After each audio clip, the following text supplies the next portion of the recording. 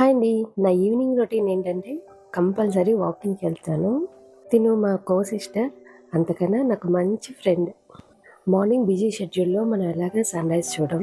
కనీసం సన్‌సెట్ టైంలో అయినా బయట తిరిగితే మన హెల్త్‌కే చాలా మంచిది. 4, 5 రౌండ్‌లేసి కాసేపు కూర్చొని పాతకాన్ని కొట్టుకుని వచ్చేస్తాం. జస్ట్ ఎంత రిలాక్సింగ్‌గా అనిపిస్తుందో తెలుసా? ఈ పార్క్‌లో అండి చాలా మెడిసినల్ ప్లాంట్స్ ఉన్నాయి. ఇవేంటో తెలుసా? రణపాల మొక్కలు. కిడ్నీ స్టోన్స్‌కి చాలా బాగా పనిచేస్తాయి అంటారు కదా! ఇంకా నైట్ డిన్నర్‌కి కరివేపాకుతో పులుసు ఇప్పుడు పిండి చేస్తున్నాను. ఆకంతా కడిగేసి 2 డేస్ ఎండబెట్టి ఉంచుకున్నాను.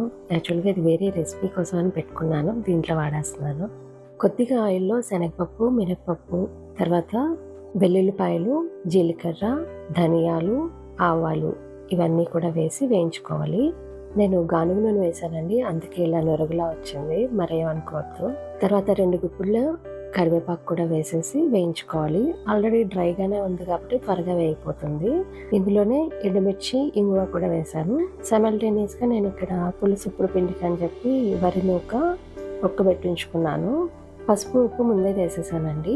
పొడిగా ఉన్న మిక్సీ జార్ తీసుకుని దాంట్లో మనం ఫ్రై చేసి ఉంచుకున్న కరివేపాకు వేసి పొడి చేసుకోవాలి. కరివేపాకు ఎంత క్రిస్పీగా వేగితే అంత బాగా పౌడర్ అవుతుంది. దాంట్లోనే కొంచెం సాల్ట్ కలిపేసాను. తర్వాత పులిహార పోపు అని చెప్పేసి పోపు పెట్టేసి కొంచెం చింతపండు గుజ్జు కూడా వేసి ఉడకపెట్టి ఉంచుకున్న బియ్యం నూకలో కలిపేశాను. ఇప్పటిదాకా నార్మల్ ప్రాసెసే. తర్వాత మనం ముందే చేసి ఉంచుకున్న కరివేపాకు పొడి ఇందులో వేసుకున్నాను. ఒక 3 టేబుల్ స్పూన్లు అయితే వేసాను. నాకైతే కరెక్ట్గా సరిపోయింది. కావాలంటే ఇంకొంచెం స్పూన్ ఎక్స్ట్రా అయినా వేసుకోవచ్చు. వంటిల్లంతా మంచి గుమగుమలు వచ్చేస్తుంది. ఆహా! పులుసు పిండి ఎంతో టేస్టీగా ఉంటుంది. అలాంటిది కరివేపాకు ఫ్లేవర్తో అద్భుత. ఎంత టేస్టీగా ఉందంటే సూపర్ అంటే సూపర్ ఉంది. మా ఇంట్లో వాళ్ళందరికీ నచ్చేసింది.